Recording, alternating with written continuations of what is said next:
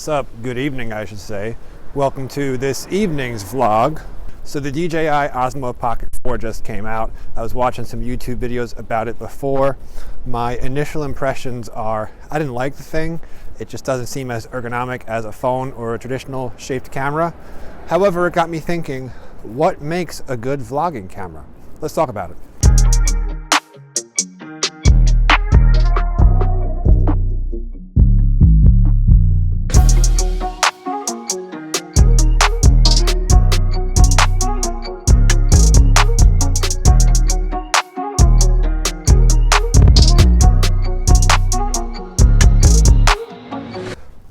Alright, so we're currently on the iPhone 13 Pro. This is my phone that I've had for about 2 years. Just got a little lapel mic right here. It's a really long, you just plug it in. I hope the audio is not distorted. It was distorted last time I was using it. So, what makes a good vlogging camera? Well, first we need to discuss what is a vlog. In my mind, a vlog is you go outside and you're talking, you're telling a story, or you're just documenting what you're doing and you're talking about it and you're videoing it. A video log of what's going on. Now, some people like to actually just point it at themselves the entire time. Some people like me, I like to talk and then do a bit of this. I like to actually show where I am. Just makes it a bit more interesting. So now for me, a camera that's just super wide and I can't zoom in doesn't work as good as a camera that you could have a wide zoom and a narrow zoom, because I like to get different shots and I like to overlay music and I like to have fun with it and make it more of a short film than just something that I'm gonna cross the street, hold on, than just something that I am, gotta multitask, gotta pay attention, than just something that I am talking to the camera and that's it. I also value two things, convenience and quality. And unfortunately, if you want to get those two things in any material item that we use, whether it's a camera or a pair of shoes, you're going to have to pay for it. But I'm okay paying a little bit more for a top quality piece of product. So the best camera for anything is usually the camera that you have on you. The reason why smartphones are so good is because they're in your pocket all the time. And if you've got a smartphone like an iPhone or a Samsung or any smartphone from the past 2 years, then you're probably okay as far as the vlogging and just taking videos outside in the real world is concerned. Now, you do not need the latest and greatest phone. This is just the iPhone 13 Pro, like I mentioned before, and it does the job fine. Now, for phones where they struggle, I've talked about this before, is in low light the imagery falls apart, but it's pretty okay as long as you're not filming like super dark areas, and it's the audio. So the audio is actually really good on the phones, but the problem is when you go ahead and you take it out in a windy environment, like see all these leaves over here, that tree, this is pretty windy right now, but this is actually blocking out the wind, hopefully. I find the most convenient thing is just getting a lapel microphone with a port that you can plug directly in, and then this basically, you don't have to plug in a whole bunch of adapters. You could pretty much just plug and play. You don't have to make sure a wireless microphone is charged and make sure that it's hooked up. So this might be my most convenient setup for vlogs so far, simply because the phone is always with you, and when you want it to disappear into your pocket, it's very easy to have that done. I like to go ahead and go on the subway a lot, and I like to change locations and move around a whole bunch when I'm filming. I find that having the big camera, which I strap right here, I click right here on this capture clip, the Peak Design capture clip, it's good, but I don't always want to advertise that I have a big expensive camera with me. So the phone is just super easy to throw it in your pocket when you're done filming, but also it's a lot more discreet. You can film in places where people wouldn't really bat an eye at you. You can kind of hide the fact that you're filming something with a phone, whereas if you have a camera with a microphone and a lens, people may just say, hey, what are you doing? You can't film here. By the way, this is my neighborhood. We're at Astoria Park right now, just trying to catch some foliage. Looks like there is some foliage, but then there's not some foliage. Like, check out this tree right here. Tree is red, but that tree right there is green. So very weird how some of the trees are red and some of the trees aren't. Now that DJI Osmo Pocket 3, I actually do like a couple things about it, namely that it has super good stabilization and it's actually pocketable. I think the onboard audio sounds okay as well. I would rather just use decent onboard audio without having to connect a wireless microphone, because then you got to make sure it's turned on, got to make sure you turn it off. What if you leave it on and it dies? This is why I really enjoyed using that Sony ZV-1 Mark II. I had to send it back to Sony, but I actually may purchase it with my own money once the holidays. We're currently in November right now, so if I can find it for a discount, or maybe I can find one used, that's something that I actually like because it keeps it nice and simple. I can just go ahead and pull it out of my pocket, use it how it is. So I value that simplicity and convenience, and I'd rather have less quality audio but still decent audio with the Sony ZV-1 Mark II or even the ZV-E1 that I currently have, because it just makes it a lot more convenient. I don't have to record a separate audio track, or something like this, just connecting a $20 or $30 lapel microphone that has a lightning connector that you just literally just plug it right in and you're good. Now I unplugged it, so this is the lapel microphone. It's from Pop Voice. I unplugged it. It's not that windy, so you could probably tell that the phone, actually the audio is pretty good. Now if I cut my hand a certain way, it probably gets a bit better, but here comes the wind. Can you hear the wind? I don't know if you could hear the wind. Another thing you can do if you wanted to film vlogs on your phone is you could just hide from the wind. I've done that before and it works fine. You probably can't hear me right now. Way too windy right now. You can't hear me at all. Well, you can, but it's super distracting. Back to the wired lapel microphone. So, DJI Osmo Pocket 3. Is it as good as an iPhone? Is it as good as an action camera like the GoPro Hero 9, which I have? What about a full-frame vlogging camera like the Sony ZV-E1? What about a small point-and-shoot like the Sony ZV-1? Well, the Sony ZV-1 or the ZV-1 Mark II, that's probably where it has some good competitive advantages, because it's cheaper, but also it has better stabilization, and it's a little bit more pocketable, and it has the same size sensor. So that 1-inch sensor can let in a lot more low light and be a lot better than even the iPhone. But at the end of the day, if you want something that's pocketable, you have your phone in your pocket all the time. It just kind of feels like, and this is just the society we live in, it's how people make money, there's more and more products coming out every single day just to try to get you to buy things, whereas trying to get what you already have to work for you might be a better option, and it might just keep your life simpler. Now this is the best quality vlogging camera that you can buy. It is the Sony ZV-E1. It has a full frame sensor, so it's going to do really good in those low light situations, the best in those low light situations, because it has the same sensor as the A7S III, that 12.1 megapixel sensor, which is supposed to be the best low light camera on the market as far as Sony mirrorless full frame is concerned. But this is what you're going to get if you spend a bit more money and you actually get a good quality vlogging camera. The downside to this one is, of course, it's a lot more expensive. $2,200 for the body, and then you got to get a lens. It's going to cost you at least $500 or $600. This 20mm f1.8 lens is $900, so we're looking at a $3,000 setup. But this camera also has good stabilization. I'm just on active stabilization right now, but it also has a good onboard audio system. So it's actually pretty good for the onboard audio. It's not as good as attaching a microphone, but for keeping it small, compact, as long as you're not in a super loud environment, we're in Astoria Park, we're not in Manhattan, this is good. However, this is a lot heavier, so my shoulders are starting to hurt, but today was also a gym day, so gotta do what you gotta do. This camera also has something called dynamic active stabilization, which makes it nice and smooth, almost gimbal-like. It's actually really nice. The dynamic active stabilization makes this 20mm lens really more like a 26mm lens.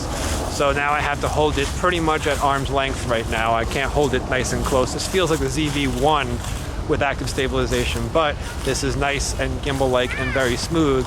The nice thing about these cameras is you can really get some nice cinematic background blur. Check it out. Check out how blurry that background is. Outside, I wouldn't want to blur it out too much. I think f2.8 is a nice amount of blur. You could even go up to f4 or f5.6. You want to show where you are, and of course that flip screen is nice. Whereas with the iPhone, I use the back camera. I can't see myself, but it doesn't matter. You get used to not having the flip screen with the phone. It's totally fine. Another nice thing about the Sony ZV cameras, whether you get the ZV-1 or the ZV-E1 or the ZV whatever, they all come with this wind muffler. And if I take it off, little wind muffler guy right here, if I take it off, you can hear how bad the wind sounds. Now, of course, like I said, this does not replace a shotgun microphone. A shotgun microphone is always going to make it sound better. But run and gun, you want a simple, small setup, you're good to go with this camera. And with the active stabilization, or I should say the dynamic active stabilization, this is probably the best quality vlogging camera that you can get. What's up, buddy? Other guy's having fun. So if you got a wide lens, like a 16 mil or 20 millimeter or wider, you can use that dynamic active stabilization, and it actually does give you gimbal-like footage. I'm actually walking right now. Now I'm running. Check it out, I'm running right now. So while this camera is not cheap, it's kind of crazy that you don't need a gimbal. You know, that's one less thing that you need to worry about. You need to worry about carrying with you. So that's pretty cool. That is a great shot. So I had to stop down. Stop down the aperture to f/22. Get a nice Sunstar. Downsides of this camera are it's still quite a bit bigger and bulkier and heavier than the other cameras, the other vlogging cameras. There's no way you're gonna be able to stick this in your pocket unless you get like a small pancake lens that's designed for APS-C cameras, or you get a smaller, Sony makes a 24 millimeter ultra compact G lens. I want to test that out, but then you gotta hold it all the way out there. 24 millimeters, I do like that focal length, but the problem is I don't like using a tripod when I vlog. I like to just hold the camera, hold the lens. It's just easier for me. It's the most ergonomic. So it's expensive, it's heavy, and sometimes you can't just easily throw it in your bag unless you use a shoulder bag, but I don't like shoulder bags, they hurt my shoulders. And now the next camera we're going to talk about is none other than the humble GoPro. So the action cameras are actually really nice. They do kind of have a different look to them, but it's just the footage is super stable. And if you have one of the newer Hero 9s or other brand of action cameras, they are going to have this front screen, which is super useful. And this thing is super tiny. I'll actually show you how tiny it is. Look how tiny it is. It is super tiny. So I use the GoPro mostly when I'm out cycling, but I've got to say it's one of my most underutilized piece of kit that I have in my camera kit, and I should utilize it more. The interface on the Hero 9 is a bit clunky, but they fixed that with the Hero 10, and now that they have the Hero 12 out for $400, I'm probably going to bite on that. I'm just waiting for, again, the holidays. I'm on a budget, so I can't just go buy cameras like the way that I used to. But the GoPro is lightweight. If you drop it, it's not a big deal. Basically, you can just throw it in your pocket really easily. The stabilization is great. And I've also got these fuzzy things that I glued onto the audio, the speakers of the GoPro. So this is a huge help because, and I can also just switch it from left to right hand. I don't have to worry about having a wrist strap, because if I drop it, I've dropped this camera a couple times before. It's meant to be dropped. So it's just really nice. I really value convenience. I don't want things to slow me down, and I value simplicity. So this audio probably is not the best audio in the world. It's probably not as good as the Sony ZV-1 that I have, ZV-E1 that I have right here. But the fact that I can glue on the windscreens and keep it small and compact and use it on a windy day, it's great. It's absolutely great. So I should use this camera a lot more, just because it's so robust, it's so lightweight, and just very enjoyable. Now, a couple of the reasons why I don't use the GoPro that much. Well, one thing that's really annoying is you can't zoom when you're recording. You have to change this, you have to stop recording and change the zoom to super view or linear. I just got it on linear right now to minimize the distortion. Like you can see that lamp pole right there. If I was on super view, that would look bowed out. But that's number one. Number two, I have accidentally filmed in time warp before, and I don't like that, but just the interface is a bit clunky and a bit slow. So with the new GoPro, they probably fixed that. And I don't know why, this might just be a user error, but with the micro SD cards, I burned 2 of them. 2 micro SD cards failed on me. I've never had a regular SD card fail on me, and of course the iPhone, everything gets backed up to the cloud. There's not much of an issue there, but it just makes me not trust the micro SDs quite as much. But super versatile camera, not great in low light. This is similar to the iPhone. It's got the small sensor, but it's good enough for me, and this is ultra pocketable. Like I said, I can't zoom in at all. Can't change from super view to not super view. So here's my recommendation. What's the best vlogging camera? If you're new to vlogs, it's going to take some time for you to actually build up your confidence to be able to actually film and not be worried about people staring you down in public. Just start out with your phone, get a little cheap wired microphone, take time to actually wire it up before. This wired up right here. Take time to actually wire it up before, that way you're not futzing around with it when you're out and ready to film, right? Like think about how we used to do with our old wired earphones before we all had the wireless headphones. And then once you get more comfortable, step it up to maybe a GoPro, and then maybe think about stepping it up to a 1-inch sensor camera. The DJI Osmo Pocket 3, I think is $500 or $600. The Sony ZV-1 first gen is $750 nowadays. And then the Sony ZV-1 second gen is $800. So those are pretty expensive. The first generation, you're not gonna get good onboard audio. I don't care what anyone says, it's not good onboard audio. The second generation, you're gonna get better onboard audio, you're gonna get better stabilization, but you're gonna pay at least $800. And if you get the DJI Osmo Pocket 3, you're going to only be paying $600. You're gonna get better stabilization, and we'll see about the audio, how the onboard audio sounds. Now, ergonomics, it is different than an actual camera. I'm holding this camera by the lens and I got my 2 fingers behind the body. That's just what's most comfortable for me.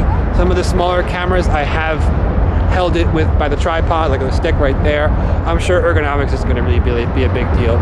It's gonna be a bit of an adjustment, but it's like anything.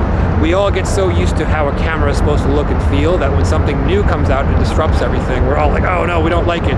That was definitely me, but because they priced it right and it has some good features, it might be able to actually take on the 1-inch sensor market, and maybe I will end up getting one because it's $500 or $600 or whatever. So, but think about that. The new iPhone 15 Pro is $1,100, give or take, $1,000. For about half the price, you get a 1-inch sensor. And a 1-inch sensor, regardless of anything they're gonna sell you as far as ProRes, 10-bit, 4K, whatever, a 1-inch sensor is gonna be better in low light than a small iPhone, basically. So long story long, start with your phone. I'll link some audio solutions like the lapel microphone in the description. Step it up to either an action camera if you have a use for it, like if you're a cyclist or you want to take it underwater. And then because it's so cheap, the DJI Osmo Pocket, maybe it actually is worth it. I don't know if it has a headphone jack, but then at some point you're probably going to want to step it up to a nicer camera like a full frame or APS-C camera. My shoulder is on fire right now. Oh God, it is hurting so much. So, I'm gonna end the vlog right here. As always, thanks for watching. I appreciate every single one of you. Subscribe if you like the content that you're seeing on this channel. Happy vlogging, get out there and just do it. You won't regret it. Have a great day, bye.